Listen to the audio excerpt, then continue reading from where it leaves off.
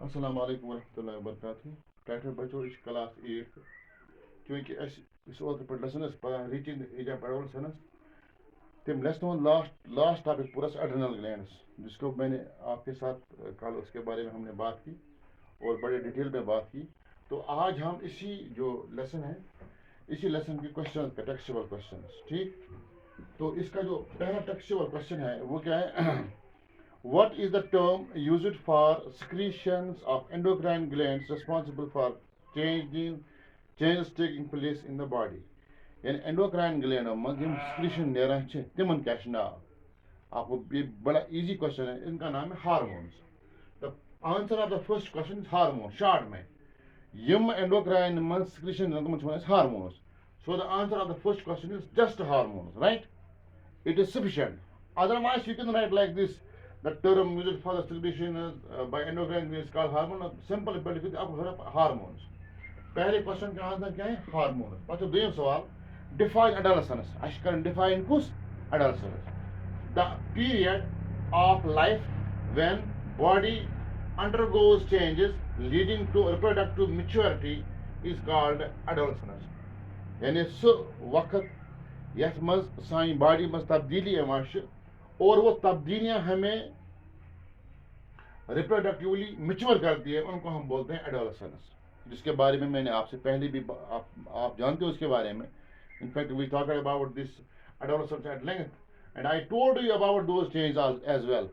So the answer is the period of life when body undergoes changes leading to reproductive maturity is called adolescence. यानी कि सो वक्त सान life हूँ ये सान बॉडी मज चेंजेस तो तुम चेंज बना पे रिप्रोडक्टिवली मिच्योर तुम एडोलसेंस यानी 10 to 15 वरी, ठीक।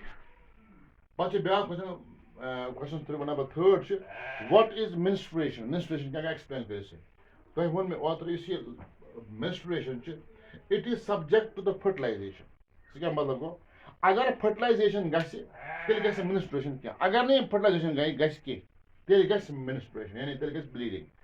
If fertilisation does not occur, अगर ना फर्टिलाइजेशन गई की यानी एग तो स्पर्म गो पान वन फ्यूज की, the released egg and the thickened lining of the uterus along with its blood vessels are shed off. Then ये egg बे uterus lining जो वारिया थिक गमज यथ वन एंडोमेट्रियम लाइनिंग, ठीक। प्लस आखी uterus lining बे egg, ठीक। बे uterus मज blood vessel ये सारी के सारे शट होती है, ब्रेक होती है और इससे क्या होता है? This causes bleeding in woman, इससे औरतों में वो ब्लीडिंग होती है जिसको हम मेंस्ट्रुएशन कहते हैं, which is called menstruation, right? So menstruation is a process which is subject to the fertilization. So if fertilization occur, menstruation will not occur. If fertilization does not occur, then the uterus which has prepared itself for the possible conception and the released egg plus the blood vessels that supply to the uterus, all these are shed off, and this uh, disintegration of uterus, egg and these blood vessels, it causes bleeding and the bleeding is called a menstruation, right? So the menstruation, I am repeating, it is subject to the fertilization. अगर ना fertilisation गई तेल menstruation, अगर वह गस नहीं तेल जरूरी menstruation, ठीक। और इसके माने ये भी है जो औरतें शादीशुदा होती है तो अगर तुम मज साइकिल गाओ तेल तुम प्रेगनेंसी आसान कि अगर ये बंद गाओ तेल प्रेगनेंसी चांस आसान ज्यादा। Two question. List changes in the body that take place at puberty. Puberty में चेंज होता है कुछ यानी puberty में जब एक लड़का और लड़की पूछती है तो उस टाइम में उनके बॉडीज में कौन कौन सी तब्दीलियां आती है। तो देखिए आप, सबसे पहले इंक्रीज इन हाइट, हाइट में आपकी इंक्रीज होती है, आपका कद बढ़ जाता है। Change in body shape change बिल्कुल। ग्रोथ ऑफ वॉइस बॉक्स, जो लैरिंक्स होता है उसका भी ग्रोथ होता है। Complete development of testis and pins, यानी टेस्टिस, ये मेल्स की बात मैं कर रहा हूँ, उनमें टेस्टिस और पिन्स बिल्कुल एक कंप्लीटली डेवलप होती है। और increase activity of sweat and sebaceous gland, जो स्वेट ग्लैंड सेबेशियस ग्लैंड होते हैं उनकी एक्टिविटी एनहांस होती है, ठीक। Question number 4। Question number 5, question number 5 को यहाँ पर मैं कोशिश कर रहा हूँ करूँगा यहाँ पर लिखने की। Please bear with me. आपको क्या करना है, आपको बनानी है एक टेबल बनाना है, जिस तरह ये आप मान लो एक टेबल है, यहाँ पर कॉलम ए कॉलम बी जिस तरह आप बनाते हो, ठीक। ये क्वेश्चन नंबर 5 का आंसर है। और वहां पर क्या लिखना है हमें, having after the column आप अकेले लिखो एंडोक्राइन ग्लैंड, क्या लिखो एंडोक्राइन ग्लैंड, ठीक।